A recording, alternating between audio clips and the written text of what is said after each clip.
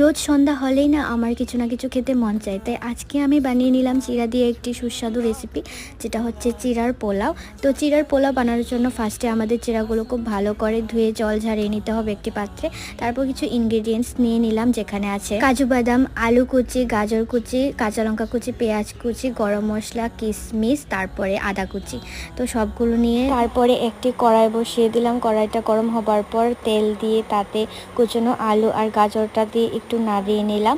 তারপর দিয়ে দিলাম একটু নুন আর একটু হলদি গুঁড়ো দিয়ে ভালো করে ভেজে তুলে নিলাম। তারপর ওই তেলের মধ্যে গরম মশলা, কাজু বাদাম, তারপর আদা কুচি, যাবতীয় যা আছে তো ওই ইনগ্রেডিয়েন্টসগুলো দিয়ে ভালো করে নাড়িয়ে নিতে হবে। তো নাড়ানো হয়ে গেলে, একটু ফ্রাই হয়ে গেলেই চিড়াগুলো দিয়ে দিতে হবে। আমি পুরো চিড়া দিয়ে তারপর একটু নুন আর একটু হালকা চিনি দিয়েছি। তারপর টেস্টটা আর একটু বাড়ার জন্য দিয়ে দিলাম ম্যাগি মশলা।